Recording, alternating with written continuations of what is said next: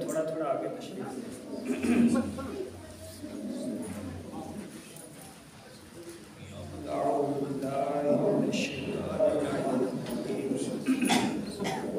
بسم اللہ الرحمن الرحیم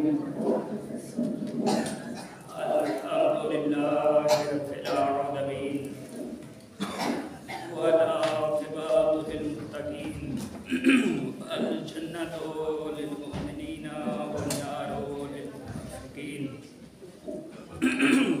صلی علی جمیع الانبیاء والمرسلین خصوصاً على سيدنا ومولانا وشفيع ذنوبنا وحبيب قلوبنا أبي القاسم محمد اللهم صل على محمد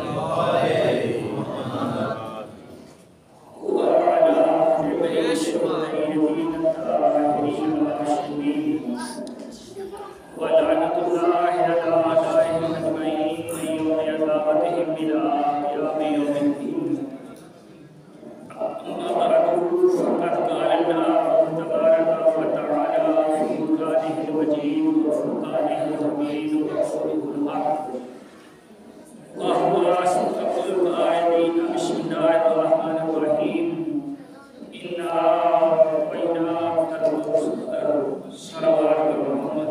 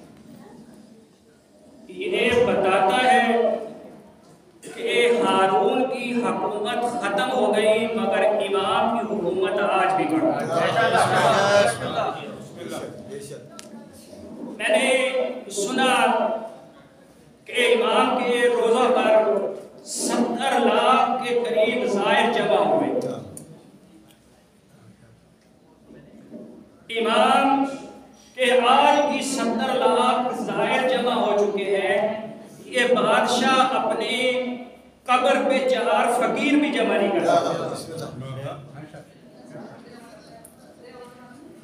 دیکھیں ایک انسان کو کس چیز کی ضرورت ہوتی ہے یا خواہش ہوتی ہے؟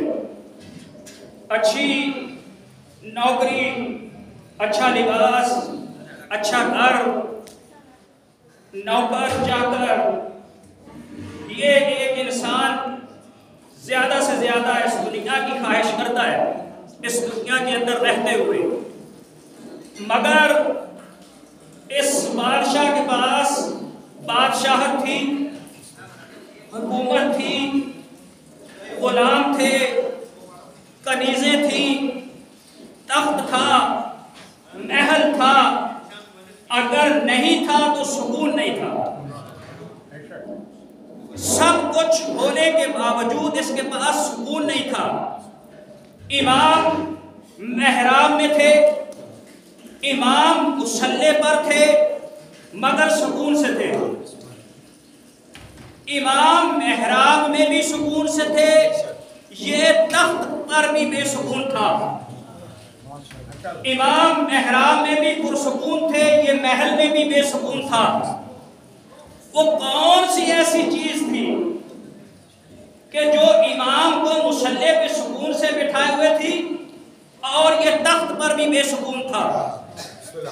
یہ پہلا پیغام ہے آپ جوانوں کے لیے میرا کہ علم سے بڑھ کے اس دنیا کے اندر دولت کوئی نہیں، اور جہالت سے بڑھ کے اس دنیا کے اندر غربت کوئی نہیں. عالم کبھی غریب نہیں ہو سکتا، جاہل کبھی امیر نہیں ہو سکتا. اگر گردش زمانہ کسی جاہل کو اٹھا کے عالم کی جگہ پر بٹھا بھی دے تو وہ راز تب تک راز رہے گا جب تک وہ جاہل خاموش رہے گا. جیسے ہی جاہل بولے گا پتہ چل جائے گا اصلی ہے یا نقلی بول رہا ہے.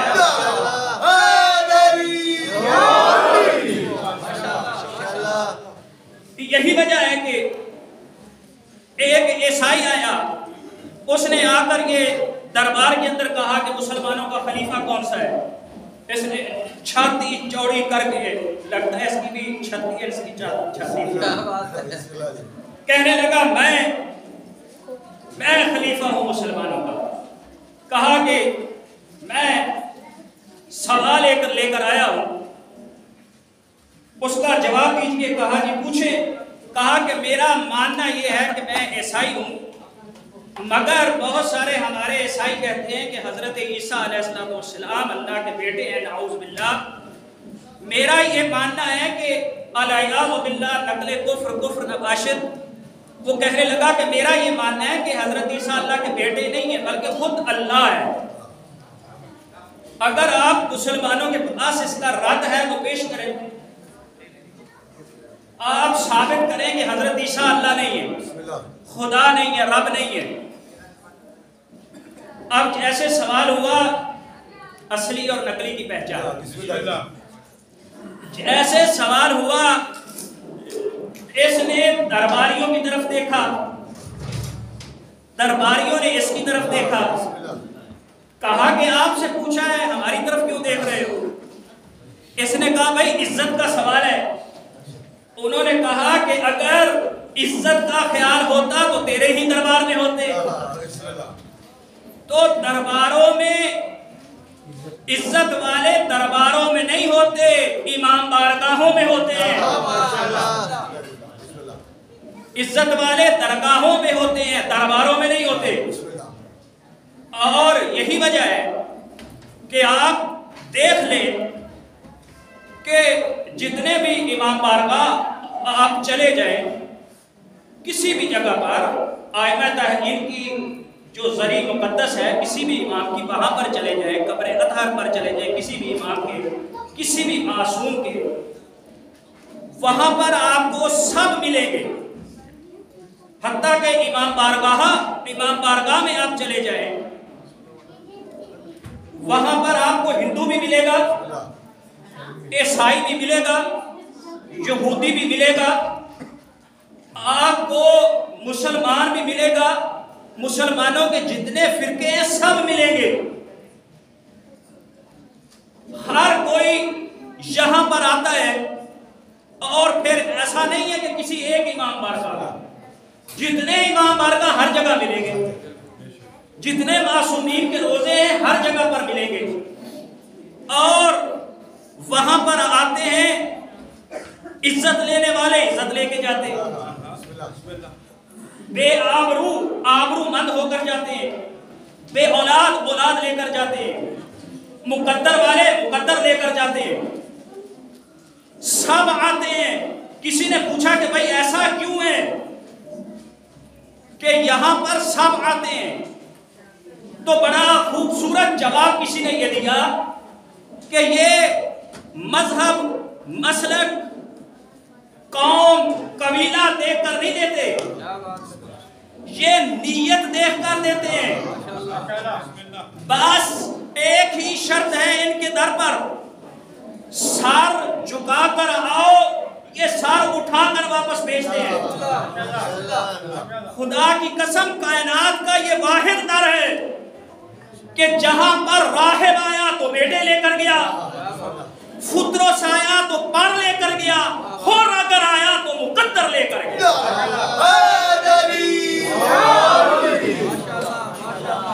یہ مذہب و مسلک کو نہیں دیکھتے، یہ نیتوں کو دیکھتے. جس طرح اللہ پروردگار یہ اس کے بندے ہیں اور اس کے نمائندے ہیں، اس کی صفات کے مظہر ہیں، جس طرح اللہ کافروں کو بھی دیتا ہے، اللہ جو ہے وہ یہودیوں عیسائیوں اور ہر کسی کو دیتا ہے، اسی طرح یہ بھی اپنے در سے ہر کسی کو دیتے ہیں، مگر خالص نیت کے ساتھ ان کے در پہ جھک جائے. اب اس نے عیسائی نے یہ کہا کہ میرا ماننا یہ ہے کہ حضرت عیسیٰ اللہ ہے، اگر آپ کے پاس رد ہے تو اس کا پیش کریں، آپ اس کا رد جو ہے وہ پیش کر دیں. کسی نے کہا بادشاہ سے، حاکم سے یہ کہا کہ اس کا جواب اب فقط امام کے پاس ہے جس کو آپ نے قید میں رکھا ہوا ہے. اب امام کو بلایا گیا، اب یہ بڑا اکڑ کر بیٹھا ہوا ہے کہ جب خلیفہ کو نہیں آیا تو ایک قیدی کیا جواب دے گا. اس کو یہ تو پتہ نہیں تھا کہ یہ نقلی ہے، اصلی تو اب آ رہا ہے، اصلی تو اب آ رہا ہے، یہ تو نقلی ہے. آپ کو بتاؤں کہ یاد رکھو، نقلی نے اصلی کو ہمیشہ مصیبت کے وقت ہی پکارا ہے. اگر نہیں یقین تو تاریخیں اٹھا کر دیکھ لو، بڑے بڑے نقلی نے یہ کہہ کر پکارا اگر علی نہ ہوتے تو میں ہلاک ہو جاتا.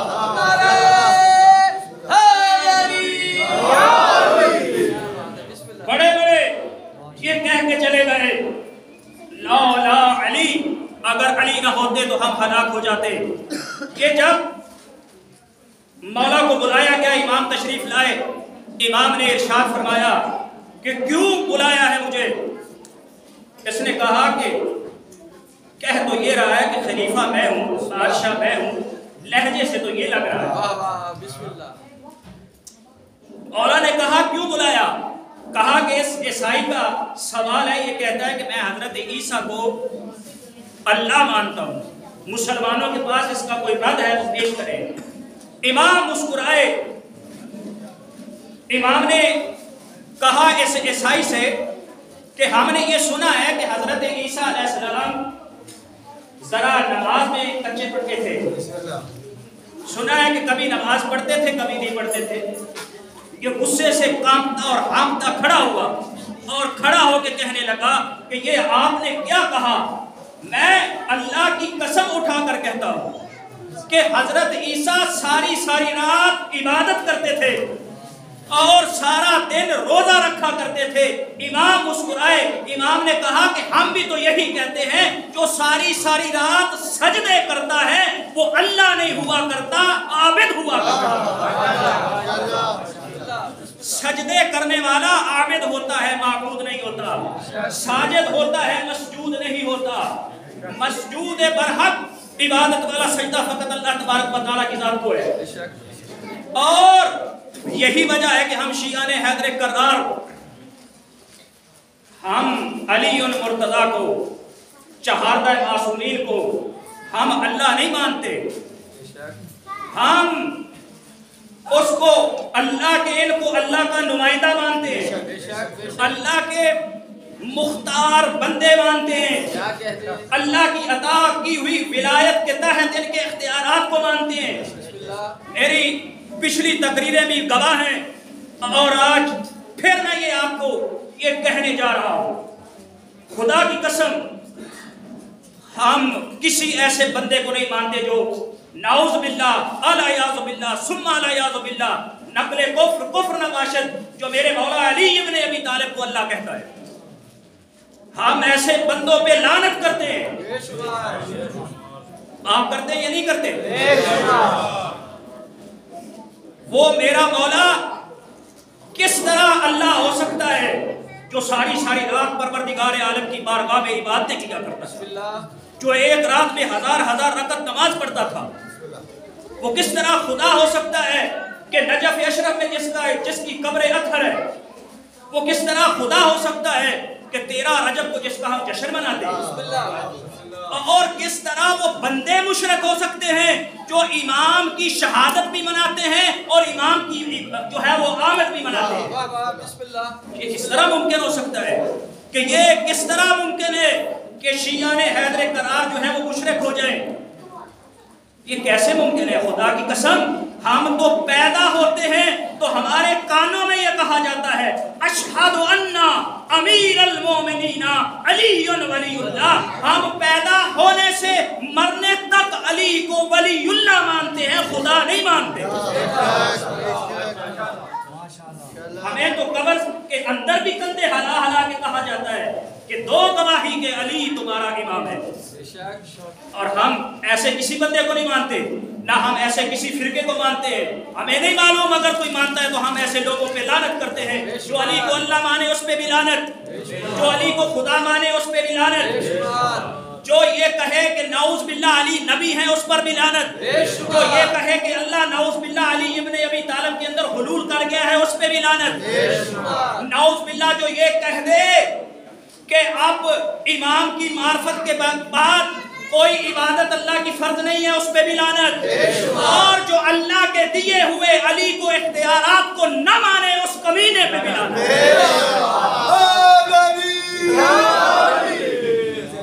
جو ولایت علی ابن ابی طالب کو نہیں مانتے ہم ان کو بھی نہیں مانتے، چونکہ شیعہ کہتے ہی اسے ہیں جو پہلے امام سے لے کے آخری امام کی ولایت کا قائل ہے۔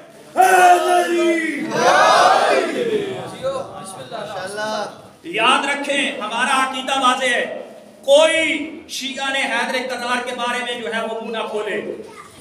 ہم واضح طور پر اگر میں اپنا عقیدہ ایک شعر میں پیش کروں، ایک مصرع کہوں گا، خدا کی قسم ہمارا عقیدہ جیسا کسی کا عقیدہ ہے ہی نہیں، ہمارے پاس 14 علی ہیں۔ میں کہتا ہوں، اب ایک مجھے بڑا پسند آیا شاعر کا یہ مصرع، شاعر نے کیا خوب کہا، لوگوں ہمیں توحید پرستی پر داد دیجئے۔ کیا بات ہے، کیا بات ہے، لوگوں ہم شیعوں کو توحید پرستی پر داد دیجئے، ہم علی کے ہوتے ہوئے خدا کو مانتے ہیں۔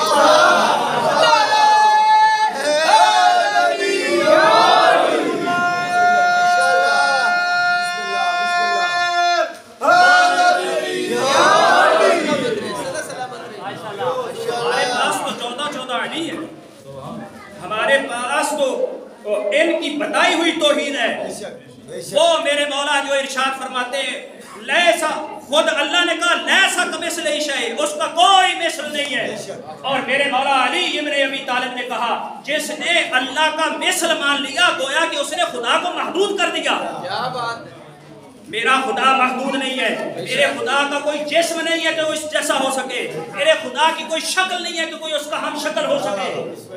اللہ تبارک و تعالی جسم سے مبرہ و منزہ ہے، اور خدا کی قسم میرے مولا تو وہ ہیں، اللہ نے اپنے بارے میں یہ ارشاد فرمایا لم یکن اللہ کفوا احد، اور میرے مولا وہ ہیں کہ جس کی زہرا جیسی ہو۔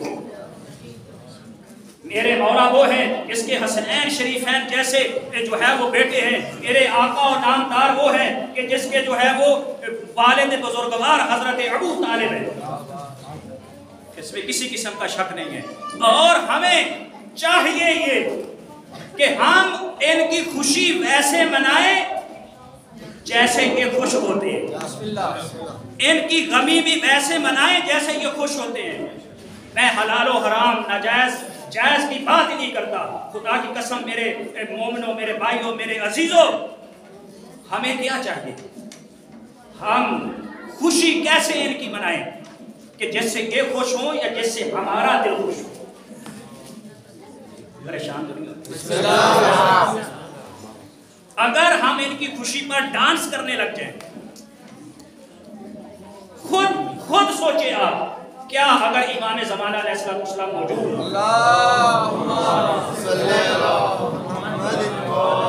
وہ اس سے راضی ہوں گے یا ناراض ہوں گے؟ تو ہمیں خوشی ویسی منانی چاہیے جس سے ہمارے آقا خوش ہو، کیونکہ ہماری خوشی ہے ہی ان کے لیے، ہماری غمی بھی ہے ہی ان کے لیے۔ صلوات پڑھ لیں خاندان زہرا۔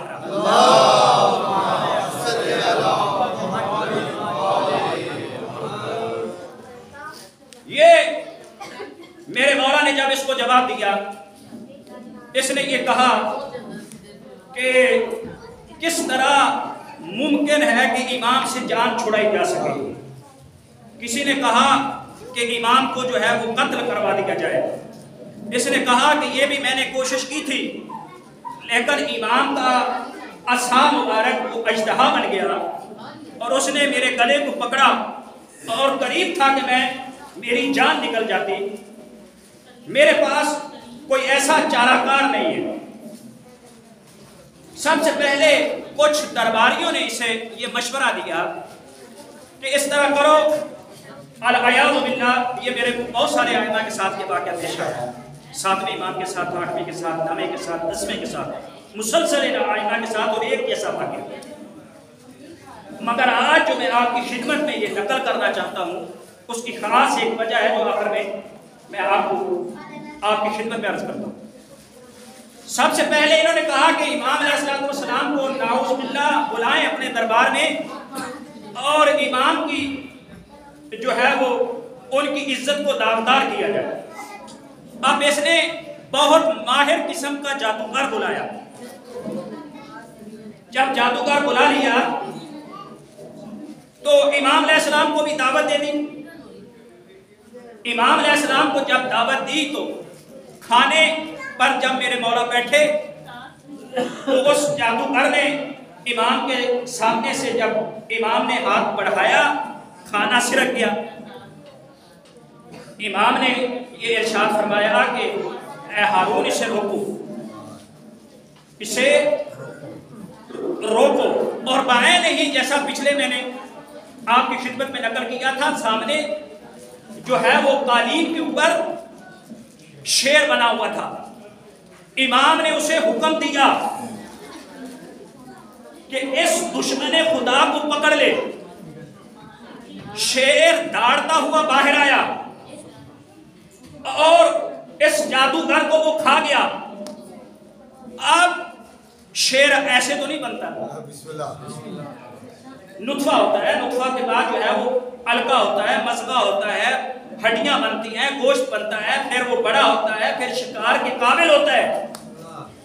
مگر وہ جوان شیر تصویر سے، کسی مادہ سے نہیں، اس سے نکلا۔ اب میں اس میں بحث نہیں کرنا چاہتا کہ وہ اللہ نے بنایا تھا یا کسی فرشتے نے، مجھے نہیں معلوم کس نے بنایا، مجھے اتنا معلوم ہے کہ امام کے حکم سے بنا تھا۔ امام نے حکم دیا اور وہ شیر باہر آ گیا اور اس نے اس جادوگر کو جو ہے وہ نکل لیا۔ اب جب ان کا یہ بھی فیل ہو گیا، پھر ان کو مشورہ یہ دیا گیا بادشاہ کو اس طرح کریں کہ شیر منگوائیں، بہت سارے، توجہ کیجیے، بہت سارے شیر منگوائیں اور ان کو چند دن بھوکا رکھیں۔ جب بھوکے رہیں گے تو امام علیہ السلام کو کسی بہانے کے ذریعے اس کے اندر بھیج کے باہر سے دروازہ بند کر دیا جائے، نعوذ باللہ امام کو وہ شیر جو ہے وہ زخمی کر دے۔ اس نے شیر منگوائے بہت سارے اور امام علیہ السلام کو بھی بلایا۔ امام کو بلا کر اس نے کہا کہ مولا ایک مشکل پیش آ گئی ہے، آپ تو امام ہے، سب جانتے ہیں، ہمارا جو حدیقت الحیوان یعنی جسے آپ زو کہتے ہیں، چڑیا گھر، اس کے اندر میں نے چند شیر منگوائے، ہمیں شیر 2 چاہیے مگر یہ بہت سارے ہیں، اس میں سے آپ ذرا دیکھ کر فیصلہ کریں کہ اس میں سے نسلی شیر کون سے ہے اور بے نسل شیر کون سا ہے۔ نسلی شیر ہم اپنے جنگل میں اس میں زو میں رکھ لیں گے اور جو بے نسل ہیں ان کو واپس کر دیں گے۔ 7 دن تک اس نے شیروں کو بھوکا رکھا اور اس نے جو پلان بنایا ہوا تھا اپنے اس کو محافظ کو یہ کہا کہ جیسے امام اندر جائیں آپ نے باہر سے جو ہے وہ دروازہ بند کر کے کنڈی لگا دینی۔ اب امام علیہ السلام آگے آگے، پیچھے ہارون اور اس کے پیچھے اس کا وزیر جس نے یہ مشورہ دیا۔ امام آگے بڑھے، جب دروازے کے قریب آئے تو کہا، اس نے کہا کہ ابن رسول اللہ آگے جائیں آپ۔ امام نے کہا تم؟ کہا کہ میں اوپر سے دیکھوں گا۔ امام نے فرمایا اگر تم اوپر سے دیکھو گے تو میں نیچے بتاؤں گا کسے۔ اس نے کہا نہیں مولا حیوان ہے، کیا پتہ ہوتا ہے، میں اوپر سے دیکھتا ہوں، آپ نیچے دیکھ کر ان کو بتا دیں۔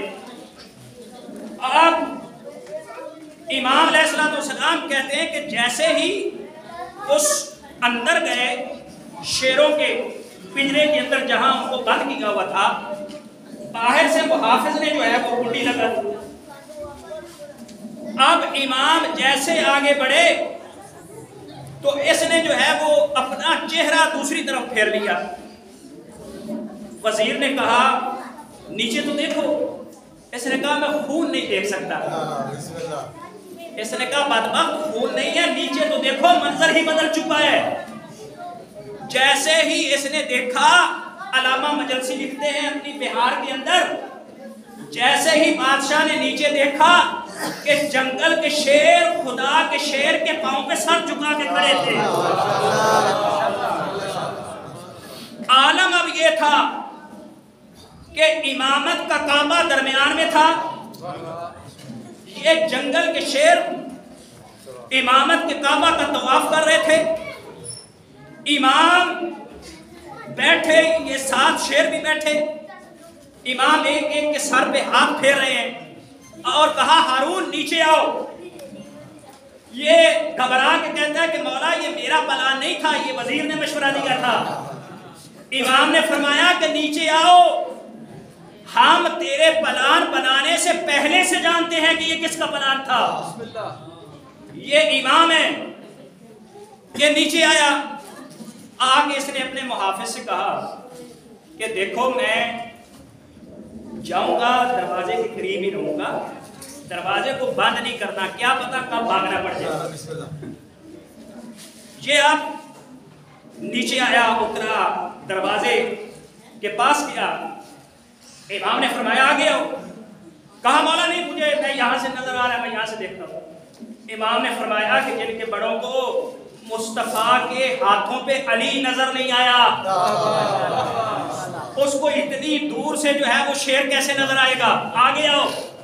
یہ کہنے لگا نہیں ابن رسول اللہ آپ مجھے یہاں سے بتا دیں، میں ادھر ہی ٹھیک ہوں۔ اچھا، امام نے فرمایا تو سنو، یہ جتنے شیر ہیں سارے نسلی ہیں۔ اس نے کہا اگر یہ سارے نسلی ہیں تو ان کی نسل کون سی ہے، ان کا شجرہ کیا ہے، ان کا حسب کیا ہے، ان کا نسب کیا ہے، ان کو کیسے پہچانا؟ امام نے فرمایا کیا تو نے ان کو میرے پاؤں پہ جھکا ہوا نہیں دیکھا؟ اس نے کہا مولا جھکا ہوا تو دیکھا ہے۔ امام نے فرمایا کہ پھر قیامت تک کے لیے نسخہ دے رہا ہوں، جو ہمارے در پہ جھک جائے اس کے شجرے نہیں دیکھے جاتے.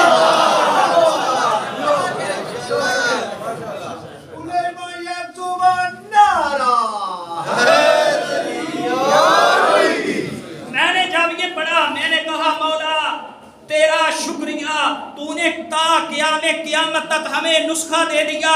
آج کے بعد ہم بھی کسی کا قبیلہ نہیں دیکھیں گے, ہم بھی کسی کی قوم نہیں دیکھیں گے, کسی کا رنگ نہیں دیکھیں گے, کسی کی نسل نہیں دیکھیں گے, کسی کی جو ہے وہ مذہب نہیں دیکھیں گے, کسی کا مسلک نہیں دیکھیں گے. جو ان کے در پہ جھکا نظر آئے گا اس کو سلام کریں گے, جو ان سے اکڑتا ہوا نظر آئے گا اس پہ لعنت کریں گے.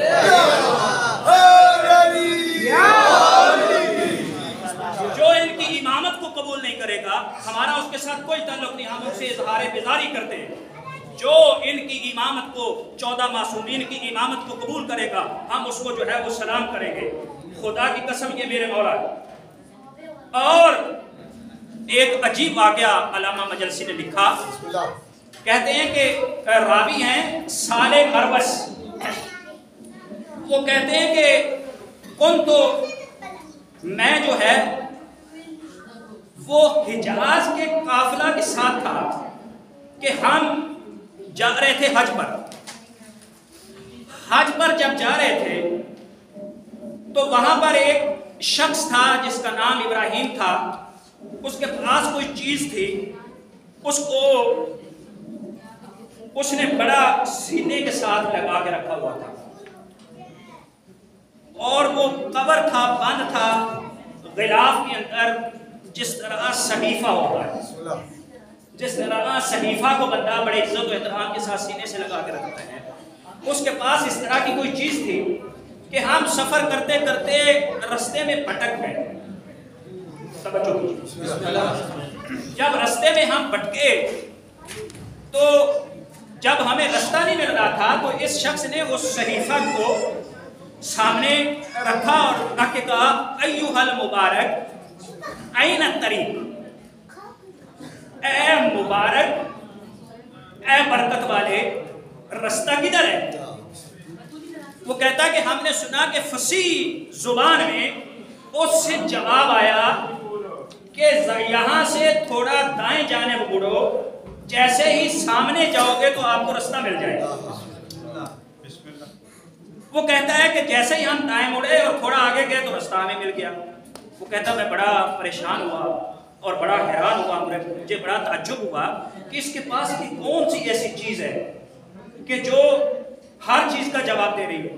پھر کہتا ہمارا سفر شروع ہوا, جاری رہا سفر کہ ہم ایسی جگہ پر پہنچے کہ وہاں پانی کا نام و نشان نہیں تھا, پانی ہمیں نہیں مل رہا تھا, پیاس سے مرے جا رہے تھے.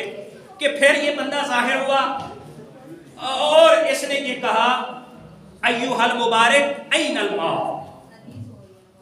اے مبارک اے برکت والے پانی کدھر ہے. یہ کہتا ہے کہ اس سے جواب آیا کہ سامنے پہاڑ کے اوپر چڑھو, وہاں پر آپ کو چشمہ مل جائے گا. ہم پہاڑ کے اوپر چڑھے, وہاں چشمہ تھا. وہ کہنے لگا کہ اس کا پانی اس بیابان کے اندر پہاڑ ہمیں ملا, وہاں سے چشمہ ملا. اس کا پانی آج تک زندگی میں نے ایسا لذیذ پانی کہیں سے نہیں پیا. وہ کہتا ہے کہ اس کے بعد وہ بندہ پھر غائب ہوا اور پھر مجھے ملا جب ہم حج میں حرم خدا کا طواف کر رہے تھے. کہتا ہے یہ مربس صالح مربس کہتا ہے کہ جیسے میں نے اس کو دیکھا تو میں نے اسے کہا کہ تجھے اس حرم خدا کا واسطہ مجھے بتاؤ تو صحیح ہے تیرے پاس ہے کیا, اس سے تو حل مشکلات بن گیا ہے, تمام کی مشکلات حل کرنے لگ گیا ہے. اس نے کہا کہ تو نے مجھے واسطہ اتنا بڑا دیا ہے, میں تمہیں بتاتا ہوں. اس نے کہا کہ میں بادشاہ کا ہارون کا درباری تھا کہ ایک دفعہ ہمارا حرم میں جانا ہوا, حرم رسول اللہ صلی اللہ علیہ وسلم.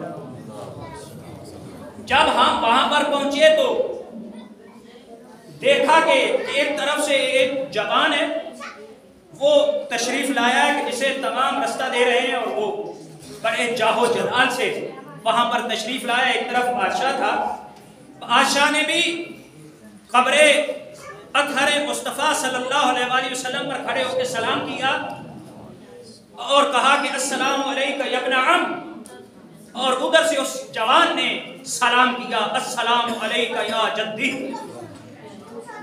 کہا کہ جب بادشاہ نے سلام کیا تو کوئی جواب نہ آیا، مگر جب اس جوان نے سلام کیا تو اس حضور کی قبر اطہر سے یہ جواب آیا وعلیک السلام یا حجت اللہ علی امتی، میرا بھی اے میرے بیٹے تم پر سلام ہو اے میری امت پر حجت خدا۔ یہ کہتا ہے کہ میں نے لوگوں سے پوچھا کہ یہ کون ہے، تو کسی نے مجھے بتایا کہ یہ اہل بیت کے ساتویں امام حسین کاظم علیہ السلام۔ یہ کہتا ہے کہ جب میں نے یہ اپنی آنکھوں سے یہ معجزہ دیکھا تو میرے دل کے اندر اشتیاق پیدا ہوا کہ کہیں ایسا ہو کہ میں مولا کی خدمت میں چلا جاؤں۔ کہتا کہ کرنا یہ ہوا کہ بادشاہ نے امام کو حکم دیا کہ مدینے سے بغداد لایا جائے، مجھے بھی ان سپاہیوں میں سے مجھے بھی سلیکٹ کیا گیا۔ میں جب امام کی خدمت میں پہنچا تو مجھے چونکہ امام کا بڑا اشتیاق تھا، میں اپنی آنکھوں سے دیکھ چکا تھا۔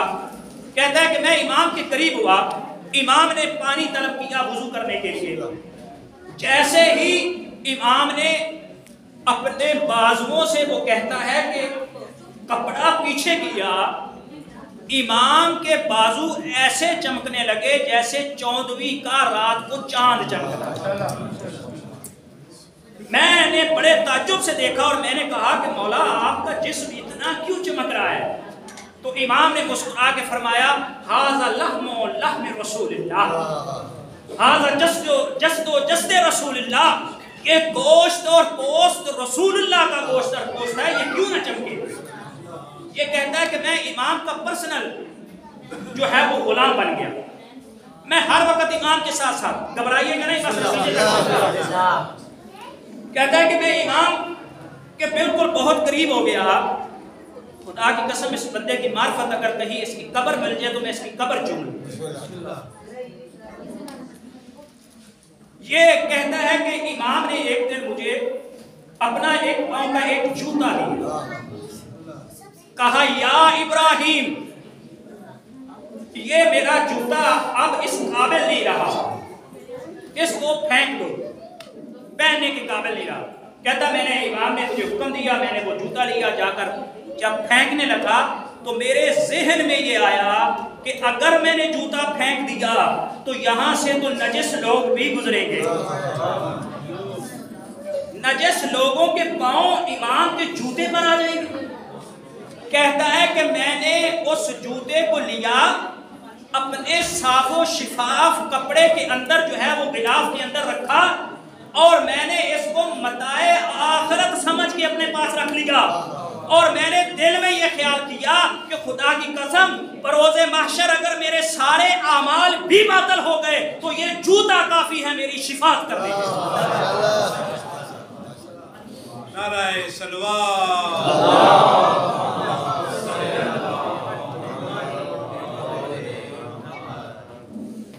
یہ کہتا ہے کہ میں نے وہ جوتا امام کا اپنے پاس رکھا، پاس رکھ کے جو ہے وہ دوسرے دن امام کی خدمت میں حاضر ہوا۔ امام علیہ السلام کی خدمت میں جیسے میں گیا فتبسم امام مسکرائے اور کہا اے ابراہیم قد بلغت ذلک، تیرا عقیدہ یہاں تک پہنچ گیا، قد بلغت، تو یہاں تک جو ہے وہ معرفت میں بلند ہو گیا۔ امام نے اسے کہا کہ ما صنعت بنعلی، میرے جوتے کے ساتھ انہیں کیا کیا؟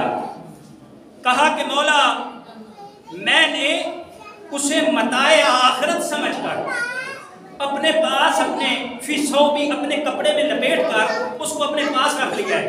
امام نے فرمایا کہ اگر تیرا عقیدہ یہاں تک پہنچ گیا ہے کہ تو ہمارے جوتوں کی بھی عزت کرنے لگا ہے تو پھر سن اس کا اجر کیا ہے۔ یاد ہے نا کہ وہ رستے میں اس نے سینے سے کچھ لگایا ہوا تھا اور وہ مرسس کہتا ہے کہ وہ اسے کہتا تھا کہ این الطریق، وہ رستہ بتاتا تھا۔ وہ کہتا تھا کہ این الماء، اسے پانی مل جاتا تھا۔ کہتا ہے کہ امام نے، خدا کی قسم یہ تو امام کا جوتے اٹھانے والا ایک عام بندہ ہے، یہ امام کا جوتا اٹھانے والا حلال مشکلات بن گیا، تو وہ علی ابن ابی طالب جو خون رسول ہے، جو نور رسول ہے، جس نے ساری زندگی رسول اللہ کی خدمت کی، وہ مولا کائنات کیا حلال مشکلات نہیں ہو سکتے؟ یہ کہتا ہے کہ امام نے یہ ارشاد فرمایا، بس آخری جملہ اور آپ کی ذہن پہ تمام۔ امام نے کہا کہ سنو، اگر تیری معرفت یہاں تک پہنچ گئی ہے تو فَإِذَا ضَلَلْتَ الطَّرِيقَ فَاسْأَلْ بِهِ، جب کبھی تو راستہ گم کر بیٹھے تو اس سے سوال کر لینا، تجھے راستہ مل جائے گا۔ جب کہیں تمہیں تاریکی میں تم چھا جاؤ، اس سے سوال کرنا، تمہیں جو ہے وہ روشنی مل جائے گی۔ فَإِذَا حَاجَةً لَكَ، جب کبھی تمہیں کوئی حاجت پیش آ جائے تو اس کے وسیلے سے سوال کرنا، تو سوال کرتا چلے جانا، اللہ تمہیں عطا کرتا چلا جائے گا۔ پھر امام علیہ السلام نے ارشاد فرمایا، اذا حانا حاجتن لگا، جب تمہیں کبھی کوئی حاجت درپیش آئے، فاسأل بہی، تم اس کے ذریعے سے اس کو وسیلہ بنا کے سوال کرتے جانا، تیری حاجت روائی کے لیے یہی کافی۔ یہ ہے امام کی ایک معرفت، اگر حقیقی معرفت امام کی ہو جائے، اور امام علیہ السلام ائمہ تحریر کے لوگ اگر معرفت حاصل کر لیتے تو میرے امام 14 سال قید میں رہے۔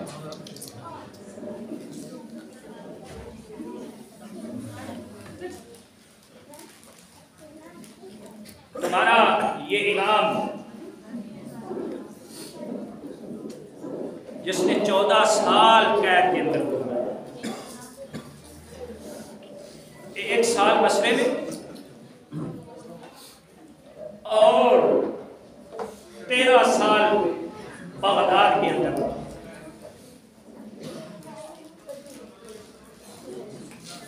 جوانوں، آپ کے لیے ایک جملہ کہنا چاہتا ہوں، یہ میرے وہ امام ہیں کہ جب میرے مولا سے کسی نے پوچھا کہ آپ کو اتنی قید کے اندر سب سے زیادہ تکلیف کہاں ہوئی، کہا کہ مجھے اتنی تکلیف کبھی نہیں ہوئی۔ امام کو آپ کو پتا ہے نا، آپ جانتے ہیں، مسائل کے اندر سنتے رہتے ہیں کہ ایسی جگہ رکھا گیا کہ جہاں امام نہ بیٹھ سکتے تھے نہ کھڑے ہو سکتے، مگر امام نے اس کو تکلیف نہیں کہا۔ امام نے کہا کہ ایک رات میں ایسی جگہ پر تھا کہ پڑوس سے گانوں کی آواز آ رہی تھی۔ امام نے فرمایا کہ جتنی تکلیف مجھے اس رات ہوئی، اتنی تکلیف 14 سال میں نہیں ہوئی۔ جوانوں، کبھی بھی گانے مت سننا، جس سے امام کو تکلیف ہوتی ہے۔ میرے مولا کو اتنی اذیتیں دی گئی، جب میرے مولا نماز پڑھتے تھے تو یہ ظالم میرے مولا کو تازیانے مارتے۔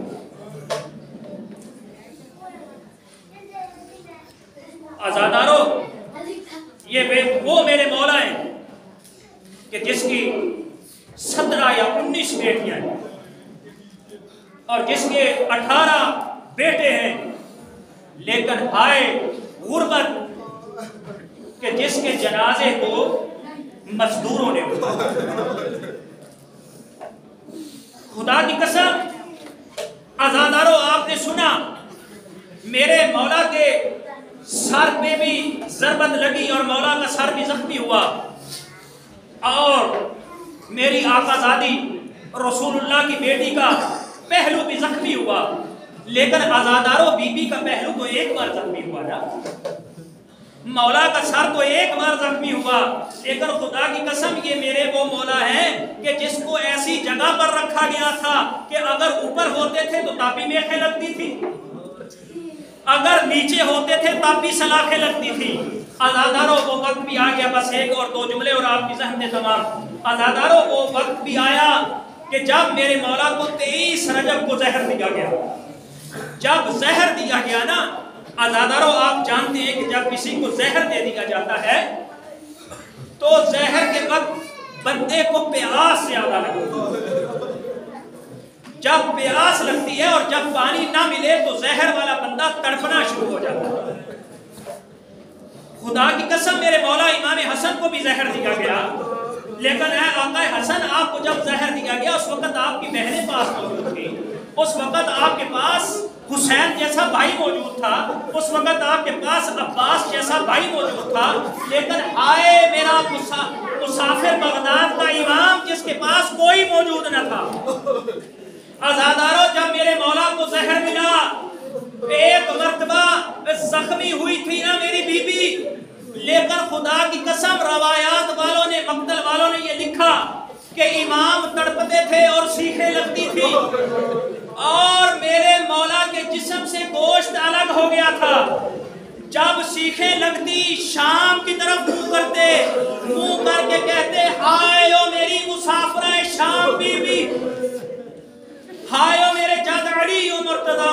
आज़ादारों, वो वक्त भी आ गया और जब ये आखिरी रात आई, आज़ादारों मेरे मौला और लिखने वालों ने ये लिखा और बसरिया इमामत, और जब अपने घर में तशरीफ लाए, आज़ादारों हालत ये थी कि मेरे मौला की ज़ौजा ने आपको पहचाना नहीं और दूर से कहा कि करीब मत आना, करबला के बाद हमसे सब कुछ लूट लिया गया।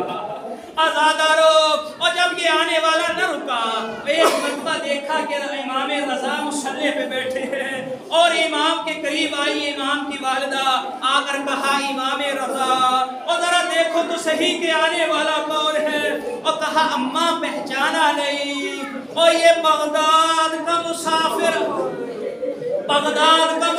आ गया। आज़ादारों, एक मर्तबा वो वक्त भी आया और जब मेरे आका ने इस दुनिया से रुखसत हुए। आज़ादारों, जब कोई दुनिया से रुखसत होता है, आज़ादारों, उस वक्त जनाजा उठाने के लिए आदमी होने चाहिए। आज़ादारों, ये वाहिद इमाम है और जिसके जनाजे को बाहर सड़क के पुल के ऊपर रख दिया गया। आज़ादारों, मजदूरों को बुलाया गया और मजदूरों को जब बुलाया गया और जिसके 18 बेटे थे मगर जनाजा उठाने वाला कोई न था। आज़ादारों, और ये मौला का ताबूत आ रहा है, आप कंधा दीजिए और कहिए कि मौला आपके जनाजे को किसी ने न उठाया, और लेकिन हम हाजिर हैं कि मौला आपके जनाजे को उठाए। अला लानतुल्लाहि अला कौमिल ज़ालिमीन व सयअलमु अय्युहुम